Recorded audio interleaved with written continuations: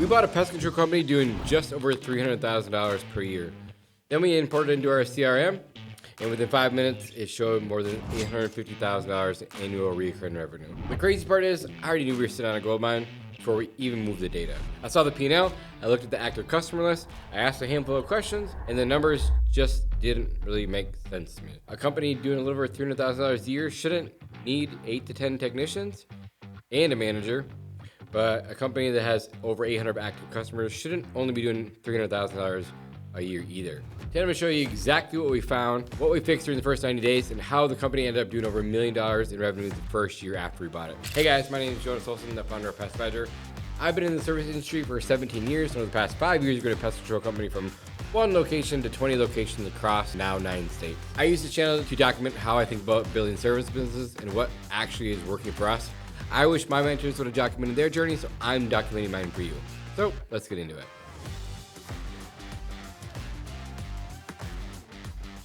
So how this all came about was we were sitting in Arizona at a leadership retreat, and one of my guys approached me and said that his dad knows of a mosquito company for sale in one of his storage units. I asked him, what the revenue was, and he told me it's about $300,000. And my first initial thought was, I'm just not that interested. It's just a lot of work to go into such a small company. It's not really a company, it's more of just a route.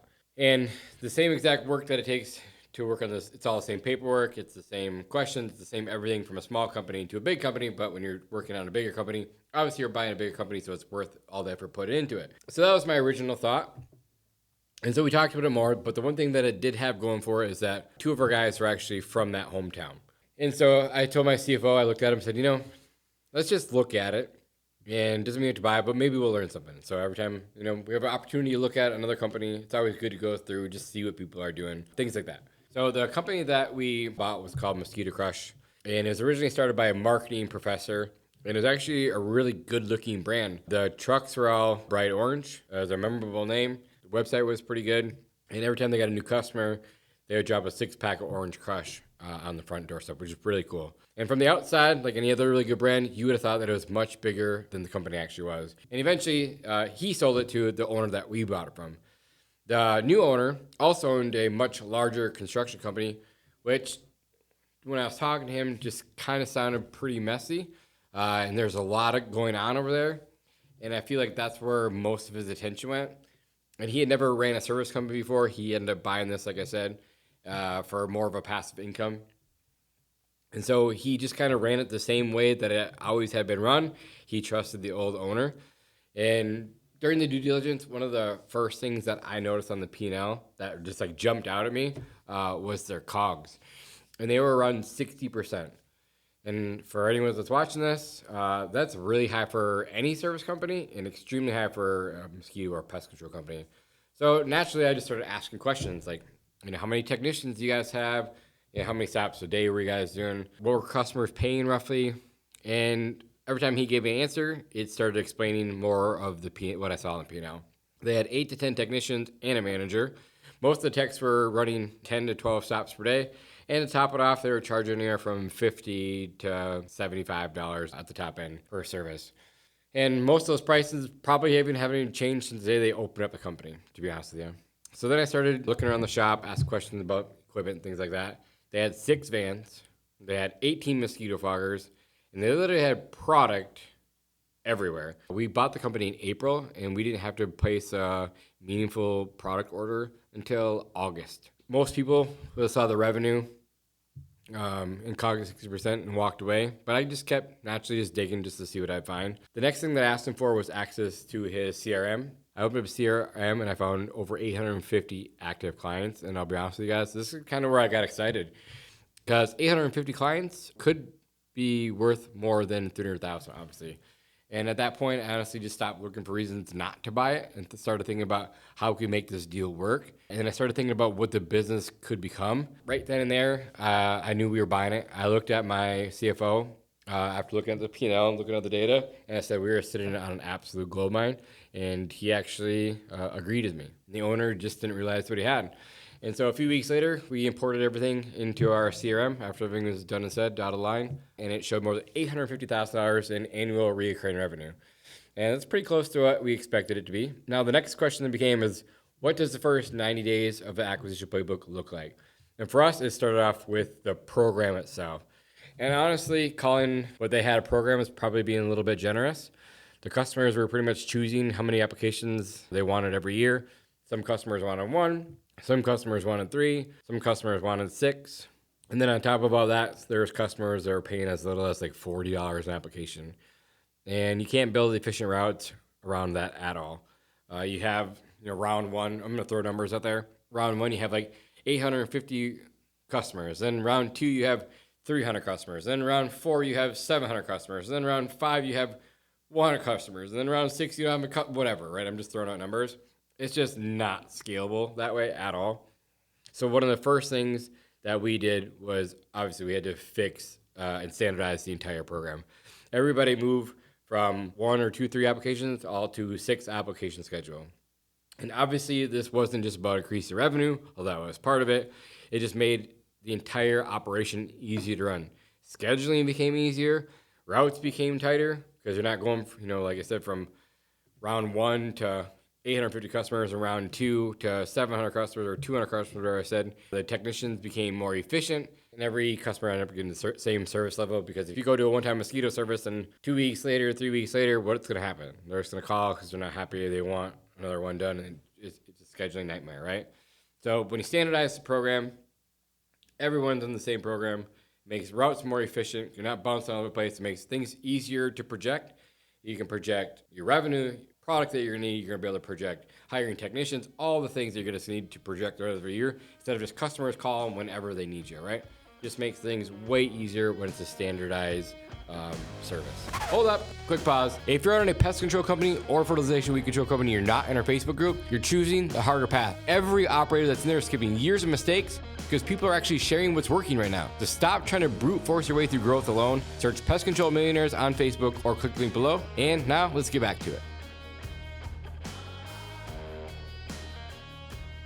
Now, the next thing we had to focus on, obviously, was going to be pricing. I'm not going to spend much time on pricing on this video because that's exactly the next video that I'm going to do. I'm going to show you the exact pricing framework we used, how we rolled out the price increases, what churn was expected, and what actually happened, and why I think pricing is one of the most misunderstood parts of running a pest control company. But for this story, here's what matters. When we first imported the customer base, it showed more than $850,000 annual recurring revenue. I'll be honest with you, obviously we never expected to stay there because we knew some customers weren't going to like the new program. We knew that some customers weren't going to like the new pricing. If you say that you're going to go from 1 application at $50 to 6 applications at $80 or $89, no one's going to like that. So of course, the customers are just going to cancel, but it was to be expected. So then once ever we reach out to other customers, we let them know what's going on. It all settled at recurring revenue was about $700,000. And like I said this a million times, even if you took the same customers, doubled the price on those customers, lost half, you're still doing the same amount of revenue and leaves room to bring in new customers at the new price in the new model.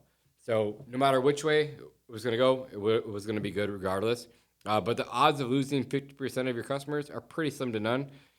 You're never going to raise them by 50%, but you get what I'm saying. So like I said, once everything settled, the recurring revenue went from, was close to like $700,000.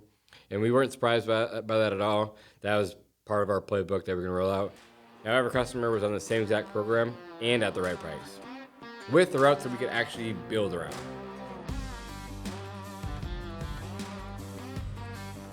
So the next thing I want to chat with you guys about was another thing that we did pretty quickly was rebrand the company. So now before everybody runs to the comment section, I don't recommend doing this for every acquisition.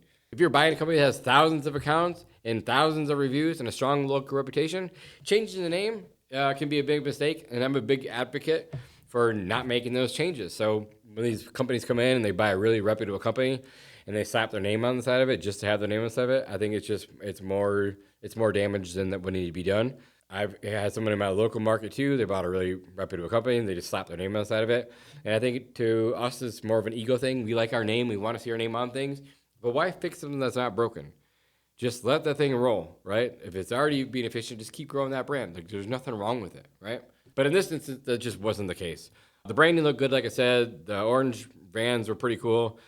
But they only had like 25 or 22 reviews, something like that online. They weren't really doing any marketing because they had no money to go do it. And so to me, in my opinion, there was just no brand equity there. So in my opinion, Pest Badger had a stronger reputation, a stronger brand, and just way more brand equity. And we weren't giving up any online presence, and we weren't gaining a stronger brand by any means. So in this case, rolling everything into Pest Badger just made more sense. And so basically all we had to do was change the truck wraps and simple things like invoices and uniforms. And even with the truck wraps, obviously we brought in 2 new trucks right away. Those had Pest Badger on it. The invoices from day one, the letter that went out, the email went out to all the customers, we let them know. But even with the truck wraps, we didn't from day one just rip off all the old ones. I think that we replaced maybe 2 of them. I think we took 2 of the other vans and put them out of service because they're garbage anyway. Use them for parts or whatnot. And then I think the other 2, we just put a sticker on the side from the beginning that had Pest Badger on it. It said Mosquito Crush Division of Pest Badger.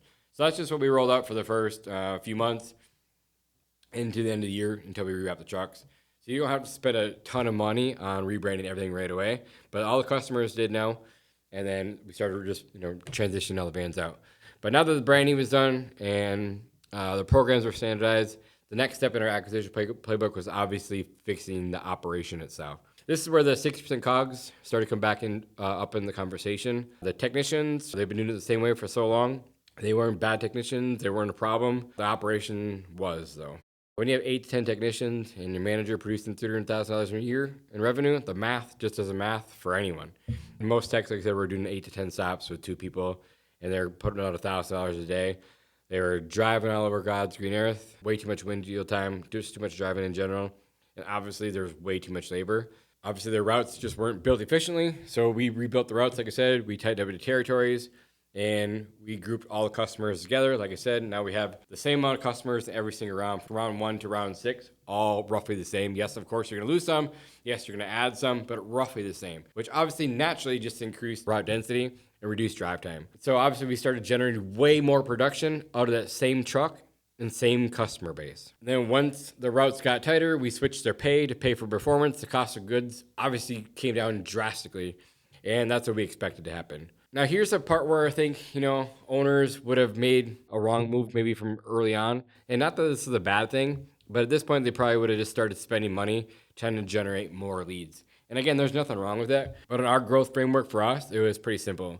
Before we spend money trying to acquire new customers, we look at the customer base that we already have. We already had like more than 850 roughly people who already trusted the company enough to buy from it and stay with us. And a lot of them were mosquito customers only. Now all we got to do is offer them pest control. So that's exactly what we did. We didn't do anything complicated either. We didn't do any crazy marketing campaign, nothing expensive. We simply just started solving another problem for customers who had already trusted us. So what we did is we had the 2 acting managers. When they introduced themselves for the brand new service for the year, introduced who they were as partners. They obviously had a sales background, and they upsold pest control into the mosquito program. So during that first year, we added more than $250,000 in new pest control revenue from that same customer base.